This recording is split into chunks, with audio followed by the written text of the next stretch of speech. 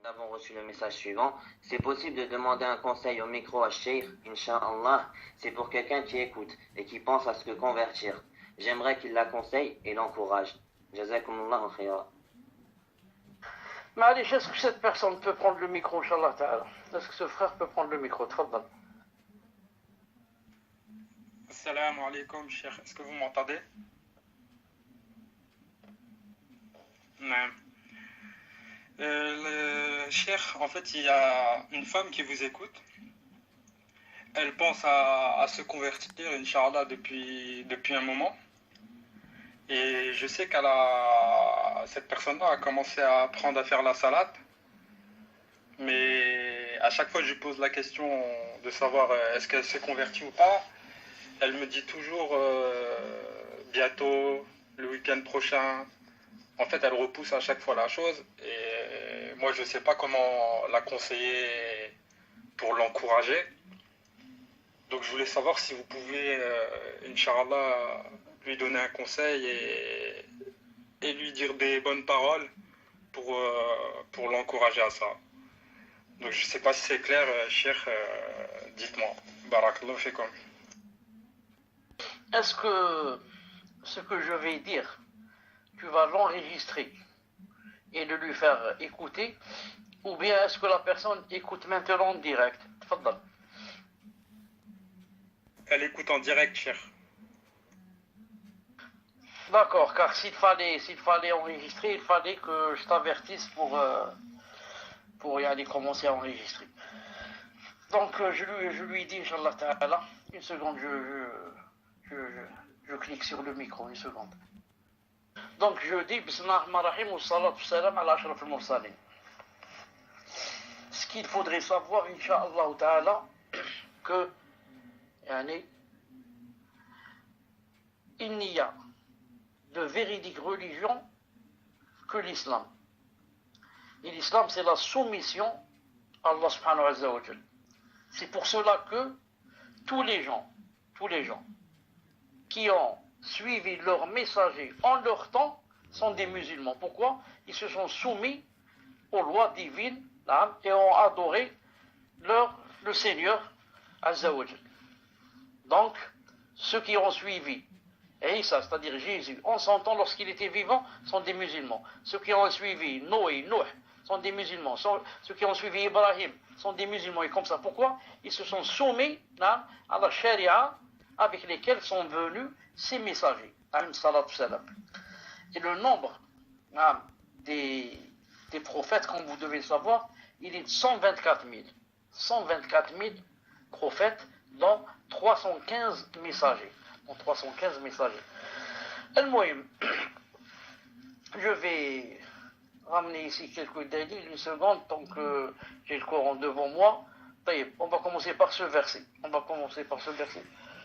Une seconde, je dois mettre les lunettes, Inch'Allah ta'ala. Une seconde. Commencer par ce verset. Certes, la religion acceptée d'Allah, c'est l'islam. Donc, la religion acceptée d'Allah, c'est l'islam. Pour dire que l'islam, tous les prophètes ont demandé à ceux qui les suivaient à leur peuple de devenir musulmans. Car l'islam, c'est la soumission, se soumettre à Allah subhanahu wa ta'ala. Le deuxième verset, très clair, regardez ce verset. Islam.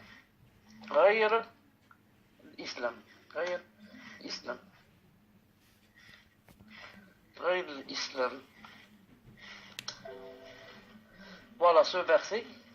D'abord en arabe. ومن يبتغي غير الإسلام دينا فليقبل منه وهو في الآخر من خاسرين. Elle est Imran 85, c'est-à-dire à peu près en français, en traduction rapprochée, il dit: et quiconque désire une religion autre que l'islam ne sera point agréé, et il sera dans l'au-delà parmi les perdants. Pourquoi on dit cela? Parce que certains vont te dire de nos jours, et pourquoi par exemple les juifs, pourquoi c'est pas accepté d'eux? Et pourquoi les chrétiens, c'est pas accepté d'eux? Pourquoi seulement l'islam?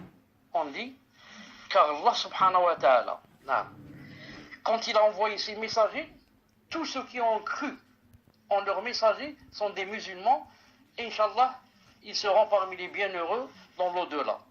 Mais ensuite, il a envoyé le dernier, qui s'appelle Mohammed sallallahu alayhi wa sallam, et il a dit que c'est terminé. Il n'y aura plus d'autres. Pourquoi? Parce que c'est bientôt, c'est pas très loin la fin du monde. Et c'est lui le dernier, il n'y a aucun qui va venir après lui. Naam. Et ensuite, parce que aussi, c'est Allah subhanahu wa ta'ala qui sait, qui choisit quand est-ce qu'il envoie, combien qu'il doit envoyer de messagers, combien qu'il n'envoie pas. Et tous ceux qui maintenant, après la venue du dernier, Muhammad alayhi salam, disent que non, par exemple, on attend un autre, ou bien non, je vais croire, mais en celui qui l'a précédé, en Jésus ou là, en Ibrahim ou là, tous ceux-là seront des perdants Yawm al-Qiyamah. Pourquoi? Parce que Allah Ta'ala a abrogé toutes les religions. Allah a abrogé, c'est lui qui a créé les gens, et Allah a fait de sorte que ce qu'il envoyait comme messager, ce qu'il envoyait comme sharia, comme loi divine, était adéquate d'après l'évolution des gens. Parce que les gens maintenant ont évolué, et à chaque fois il faisait descendre un peu de sa sharia, de ses lois. Maintenant il a tout abrogé, il a dit voilà, c'est les dernières lois, la dernière sharia qu'il faut suivre, le dernier livre qu'il faut suivre, le dernier prophète qu'il faut suivre. Après lui, il n'y aura ni d'autres prophètes, ni d'autres livres, ni rien. C'est celui-là le dernier que vous devez croire en lui. Maintenant, Mohammed alayhi salam, quand c'est lui le dernier, c'est pas spécialement le dernier, il est venu pour nous. Il est venu pour tout le monde. Alors certains disent, celui-là c'est un arabe. C'est un arabe, ça n'a rien à voir, qu'il soit arabe ou pas. Le Mohammed il a été envoyé par Allah, il a été envoyé par le Seigneur. Ceux qui étaient avant lui n'étaient pas des arabes. Les arabes, il n'y a que 4. Imagine, 124 315 prophètes, il n'y a que 4 arabes. Tous les autres n'étaient pas des arabes. Donc ça n'a rien à voir arabe ou pas arabe. L'essentiel, c'est que quoi? C'est qu'il a été envoyé par Allah et nous a dit celui-là, c'est le dernier. C'est-à-dire qu'il faut le suivre et il faut croire en quoi il est venu. Donc je dis, Allah Ta'ala, qui nous a créés, nous a envoyé ce messager et nous a montré pourquoi il envoie les messagers, pour te montrer comment l'adorer. C'est impossible que quelqu'un adore son Seigneur de sa tête. Je vais inventer des choses et je vais dire que je dois jeûner, quand bien faire ceci, faire cela, et Allah Ta'ala va m'aimer, va me faire entrer au paradis. C'est pas possible. Il faudrait que quelqu'un nous montre. C'est pour ça qu'Allah Ta'ala a fait descendre un livre, comme il a fait descendre des livres aux nations précédentes. Il a fait descendre donc le Coran. Et même ce livre, on ne peut pas le comprendre tout seul. Pourquoi? Je donne un exemple. Dans ce livre, il dit prier, il dit jeûner le ramadan, il dit faites le hajj. Est-ce que quelqu'un sait comment on prie? Est-ce que quelqu'un sait qu'il y a 5 prières, Subh, Dhuhr, Asr, Maghrib, Isha? Est-ce que quelqu'un sait combien il y a de rak'at dans chaque prière, combien d'unités? Personne ne le sait. C'est pas écrit dans le Coran. Donc le prophète a été envoyé pour expliquer, expliciter et détailler ce qui est global et ce qui est général. Est-ce que quelqu'un sait comment on fait le hajj, qu'on doit tourner 7 fois autour de la Kaaba? C'est pas écrit dans le Coran. Quelqu'un sait comment on fait la zakat, combien qu'on donne pour tant de moutons, pour tant de vaches, pour tant de taureaux, pour tant de... Non, ça diffère. Pour telle somme d'or, pour telle somme d'argent, pour telle somme... Personne ne sait. Si ce n'était pas le prophète qui vient et qui nous montre. Donc Allah Ta'ala nous a créés. Et tous les bienfaits, il les placé pour nous. On vit sur cette terre, sa terre à lui, Azza wa Jal, on respire de son air, on mange de ce qu'il nous a créé. Je suis déconnecté. Ça, je disais que c'est lui qui nous a tout créé. Comme il a dit dans le Coran, regardez ce verset par exemple. هو الذي خلق لكم ما في الأرض جميعا ثم استوى إلى السماء فسواهن 7 سماوات وبكل شيء عليم. البقرة 29. Regardez ce verset.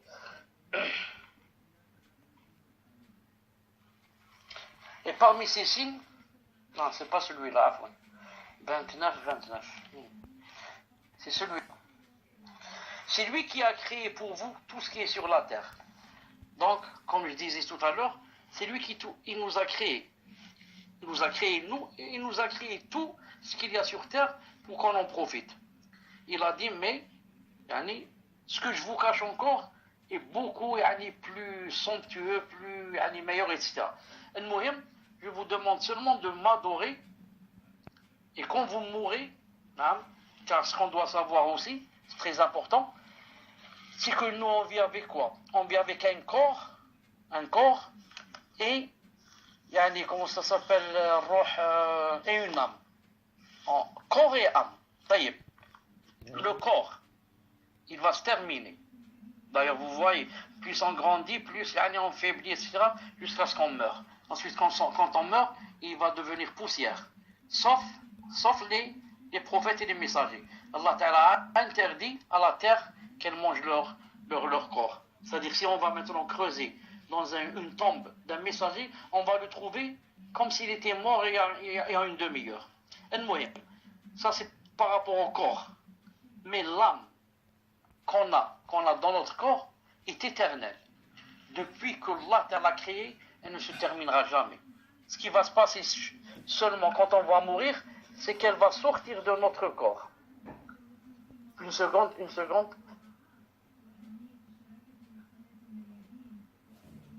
Ce qu'il y a, c'est que cette âme qu'on a dans le corps, quand on va mourir, elle va sortir de notre corps, parce qu'il y a l'ange de la mort qui va la prendre.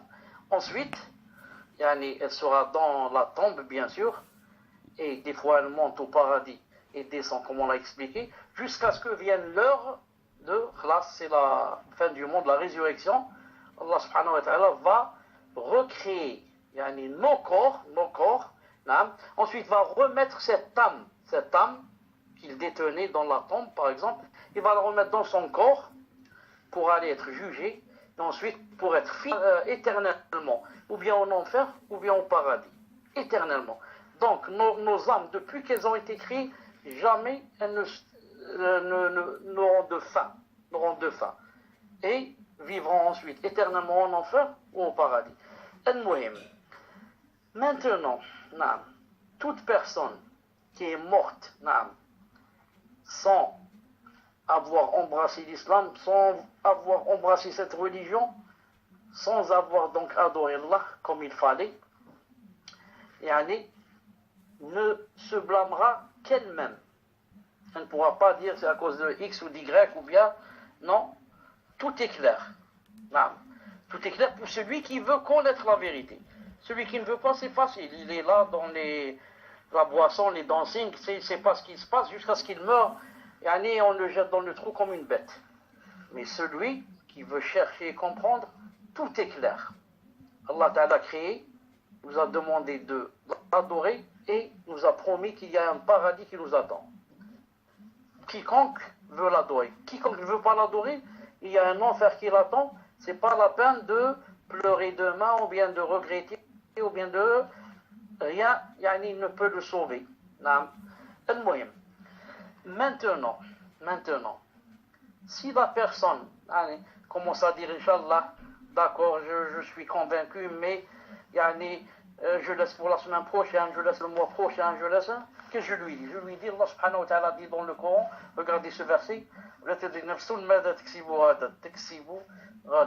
ce verset, écrit en arabe d'abord, تكسبوا نعم غدا أصلا تشوف غدا. Regardez ce verset. Alors, connaissance de l'heure est auprès d'Allah. Et c'est lui qui fait tomber la pluie salvatrice. Et il sait ce qu'il y a dans les matrices.